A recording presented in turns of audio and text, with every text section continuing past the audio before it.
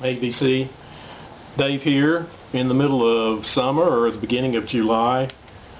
Fixed to be July the 4th, and I thought I would enter Tim's contest. He's a younger member, younger than me anyway, and I believe he lives down in Florida.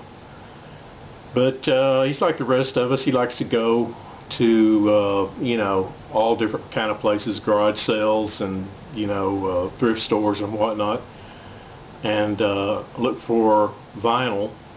And his presentations are pretty easygoing. He's fairly self-effacing and makes jokes. He's lighthearted in his videos. And his contest now is really easy to enter, so I thought I'd enter one just to, show, camaraderie or whatever to his videos. It's really easy. Just show a solo album you like, a duo and a trio album that you like. And that's basically it. And I'll leave a link to his videos below, so if you want to enter, you can do so. Like I said, it's pretty easy, so why not enter? And I believe it's the deadline is July the 15th, if I'm not mistaken. But I know a lot more solo artists, I think, than I do any of the other ones, but it's still pretty easy. I mean, the hardest thing for me really is just trying to figure out what I wanted to show. But since I was listening to this album today, I thought I'd just show Dylan. This is his Blonde on Blonde record, and I was doing the checkbook today and listening to this when I was just in a Dylan mood. I grew up, I was like 18 in 1968, 17, 18 during 68, so I kind of was one of those love children. I grew up in the summer of love, and there used to be a guy down the street from me. His name was Jeff Talmadge, and he was really a friend of my brother, but we both knew him. And he had an older brother that was going to kind of an Ivy League school, and his brother was sending home a bunch of different albums that I guess that he was into at the time, and a lot of them were these early Dylan albums. But I know at one time too that he'd sending home stuff like Leonard Cohen, Judy Collins, and Phil Oakes, and even Rod McEwen. Rod McEwen back in the day used to recite this poetry, and it would have like music behind it. And I think all that kind of got Jeff into writing poetry himself. And Jeff would also like play guitar, and he liked to like flat pick, where you use your fingers, and kind of more into the folk aspects of different things. Of course, this is one of the albums here that this and this one here is Highway 61 Revisited, that kind of created an uproar when Dylan went from his early folk acoustic stage into his electric stage, which was kind of amusing in some aspects, looking back on it, that people would get outraged or whatever. Now somebody does that, and I just figure it's a progression of their career. It's just something they want to explore further.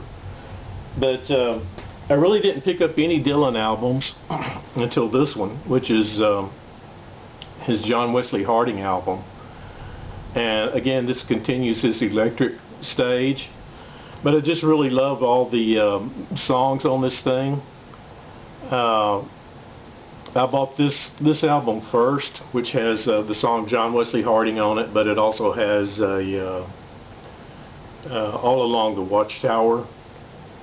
And what I did is I bought this, and then I think I went back. I liked it so much that I went back and started buying you know, the old earlier Dylan stuff, like Blonde on Blonde. And then, you know, I went back and bought a few of those and then continued on, and this is also another wonderful album. It's a little bit more country tinged than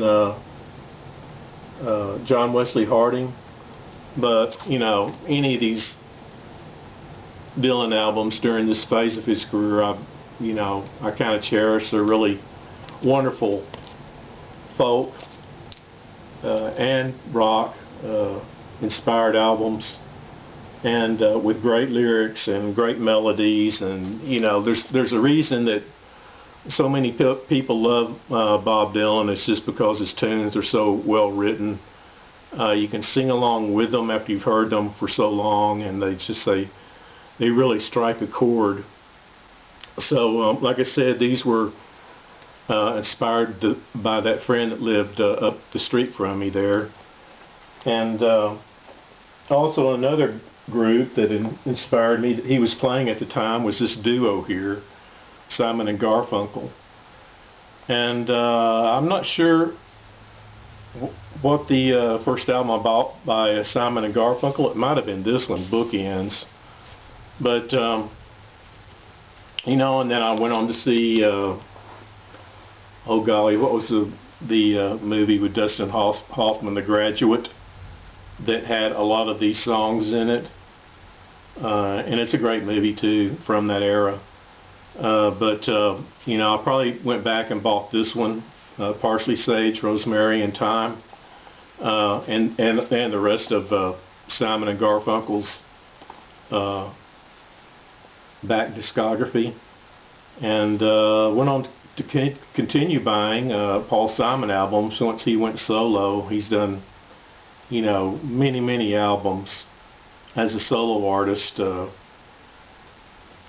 have kind of an African tinge to them and a Caribbean tinge to them, and I believe he even did one with Brian Eno. I don't have that particular album, but anyway, yeah, Simon and Garfunkel for duos.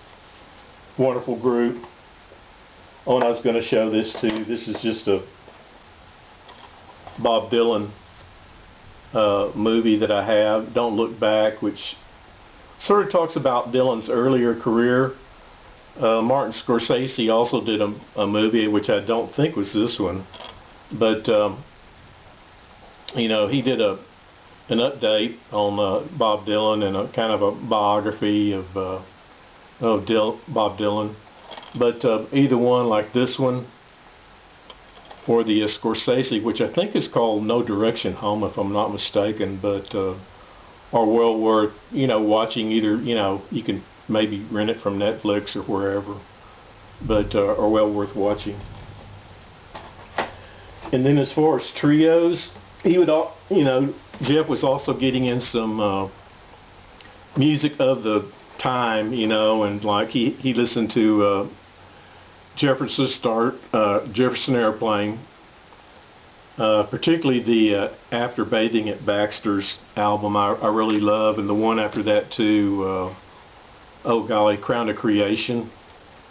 But this is the first Hendrix album I heard, which is Axis Bold as Love, and still remains a favorite one today. It's got If 6 Was 9 on it, and just a lot of classic Hendrix is on this one. You know, and of course I bought, you know, the rest of Jimi Hendrix albums. I went back and bought, you know, his first album and the one after this one. But yeah, you can't hardly go wrong with any Jimi Hendrix.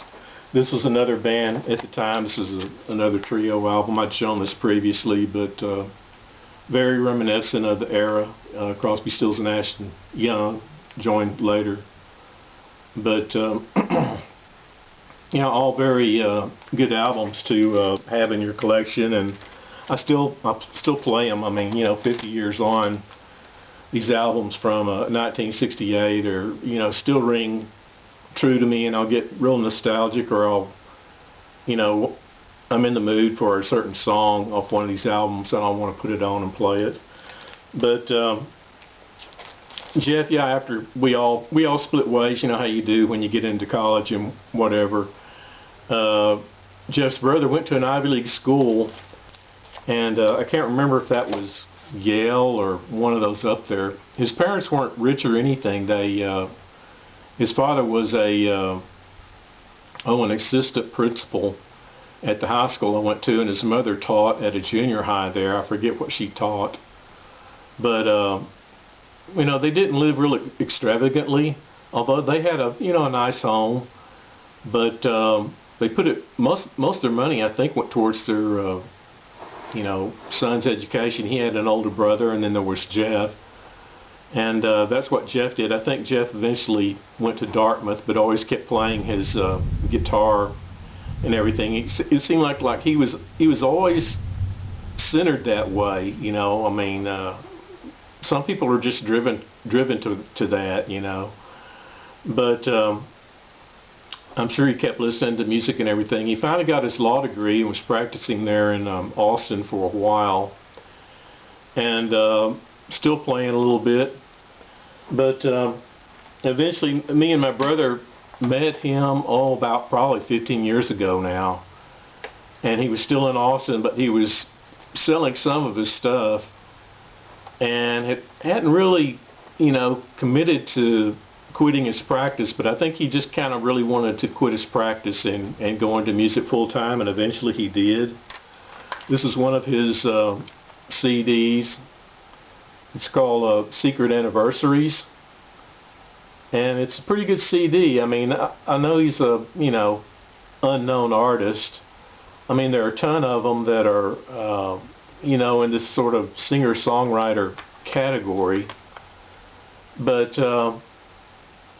he's a pretty good singer-songwriter, and I think this may be my favorite album by him. It's called Secret Anniversaries, and I'm sure it's just it's on Bozart record label, which may be just a label that he self-published it. But he has out several. Here's one called Bad Tattoo. This is a picture of him on back with his acoustic guitar, and I'd say his music is somewhere in the line, something like maybe Townes Van Zandt or some other acoustic singer-songwriter musician from Texas. Here's one called Kind of Everything. Here he is on the back. I mean, there are a lot of singer-songwriters from Texas that I'm probably not going to be able to think of off the top of my head, but anybody from, Jerry Jeff Walker to Guy Clark and like I said, there's a bunch of them, and not only Texas, but in all parts of the country, singer-songwriter. And singer-songwriter is not quite country. I think of the difference there being like country kind of has a, here's another one, by the way. This one's called True. But singer-songwriter is kind of like country in that it's acoustical music and sometimes electric, but it doesn't have the twang to it. I kind of find some of that twang is kind of self-affected. Maybe not. I guess it depends upon the artist. But singer-songwriter, they just kind of sing in their normal speech, and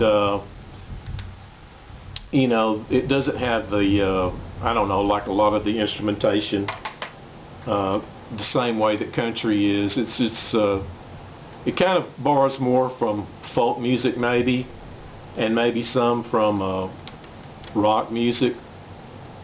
But at any rate, there's My Simple 1, 2, 3. I showed a solo artist, a duo, and a trio. So anyway, I'll leave a link below if you care to enter Tim's contest. Real easy to do, and I hope he gets a lot of entries. and you can go below too, and I'll leave a link where you can you know, watch his videos and what have you. But at any rate, I hope everybody's having a good summer and fixing to have a good 4th tomorrow. So we'll talk to you later.